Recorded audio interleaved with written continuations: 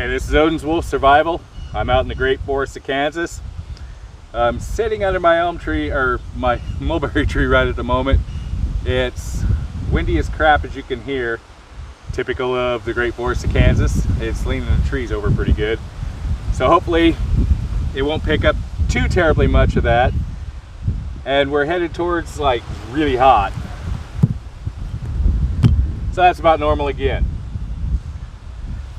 All right, today we've got the Rangergrip, the Victorinox Rangergrip 79, 130 millimeter knife. The 79 is the version with the corkscrew, which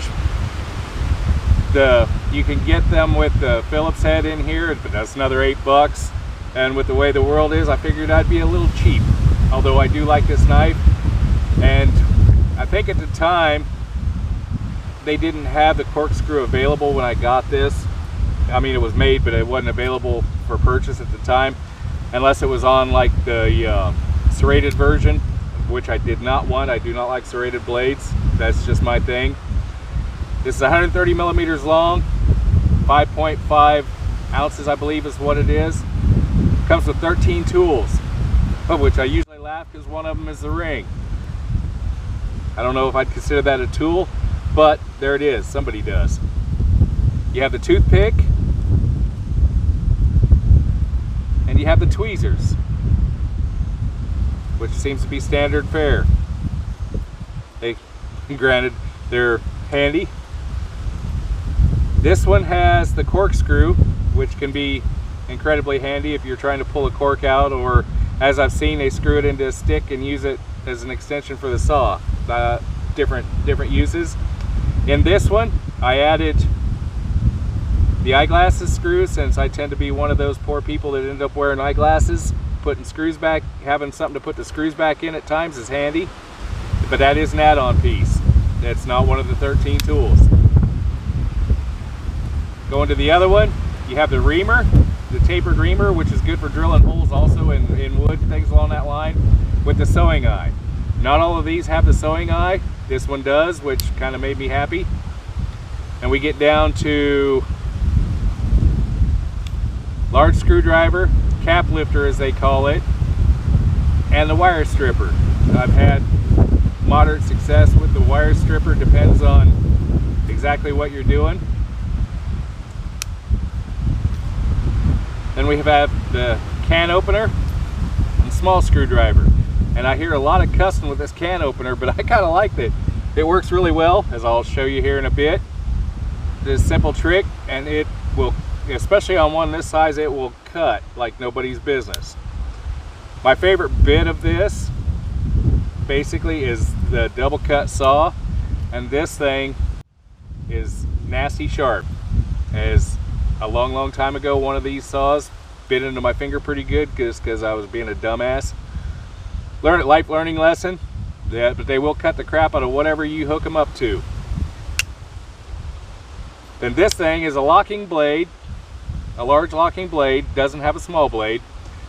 And a friend of mine showed me that the emblem here pushes the lock in, because I was sitting here the whole time just pushing the lock in and close it up. Didn't realize that the emblem was the actual lock release. He says, "Hey, did you know?" I was like, "Oh, holy crap." Yeah, thanks, Dave. Showed me something I didn't even realize about my own knife. It happens. All right. These knives, I like them quite a lot for around camp and things along that line. They're nice and thin. Tapered blade, nice sharp edge. It's easily resharpenable. Holds an edge quite well, as if you work with these, you'll know. They're great for around camp. No, well, yes, they will cut down a tree. Yes, you will be there for quite a while. And yes, an axe is a better tool. Getting that out of the way. But I always hear all kinds of crap. You can do most anything with any tool you got. It's just the length of time you want to sit there and mess with it. The opening eye is jimped back here so that when you're using it, you can actually push down a little bit, gets a little bit more force. I'm not for sure whether I like that or not. I'd almost rather have a little more of a curve on that and then just jimp the whole top, but I didn't make it. saw, as stated, is a good cutting saw for its size. It'll outcut bigger saws as far as I'm concerned. This is Osage, old dry Osage. This stuff is hard as woodpecker lips. Okay, this is a piece that's been, this is a sapwood here that's kind of rotten off, which it tends to do. Then you get the heartwood that'll last around forever. There's fence posts that's been in the ground that's still holding up wire that's over 100 years old in this area. I can walk down on the edge of the land here and find many of them. My grandfather's land that he homestead, well, my great-grandfather that homesteaded out here, they put in some fence posts in the late 1800s that are still there. So this stuff lasts quite well. It's kind of rot resistant. It's very, very hard. They make bows out of it. They make wagon wheel spokes. Used to make wagon wheel spokes with it, and it burns hot. So, you know, enough about the wood, but that's what it is. It's hard as woodpecker lips, as I stated. But this stuff cuts through it. This is a double cut saw, as you can see by the wood dust coming out both sides.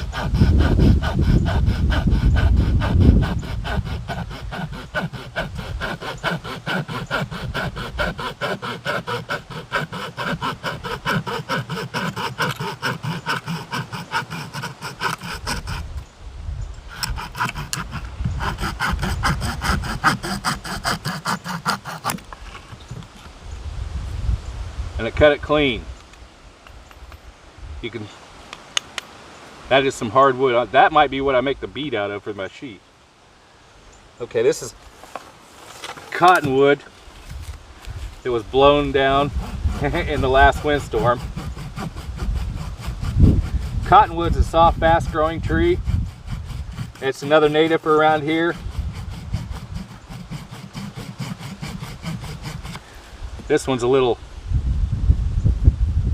soft. It wants to load the teeth up. If I went further up, it wouldn't have. But you can see it's taking it out of there quite nice. I've cleared shooting lanes with one of these.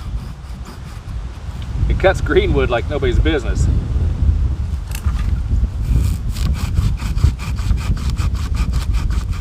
As you can see, you can use it in dry bark to work up tinder. Look at that. You can shred tinder with it real quick. Look how smooth that takes it up. But you can see how easily that cuts. The other thing that I like about it, the back of the saw, 90-degree spine with a bit of a burr. And this is about the best fire steel scraper that I've seen. I put a little lateral pressure because this doesn't have a lock, and you really don't want to close up on your hand, so I wouldn't push out here. It makes it easier to close the blade.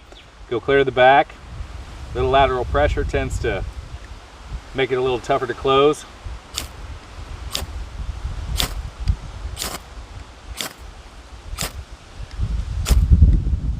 This is a cheap fire steel from the late 90s. Look at that.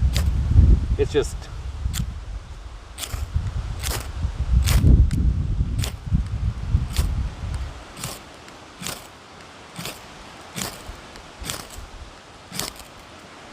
that's the best sparks I've seen come off this fire steel.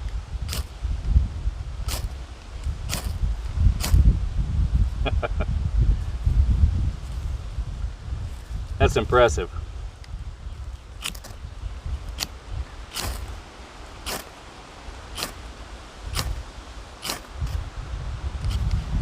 This cottonwood inner bark is wet.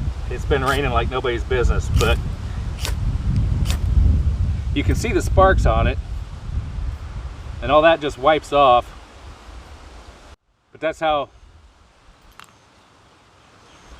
you can, if you've ever run across these, run your finger down it and you can feel that burr, and that's what you kind of want on a scraper.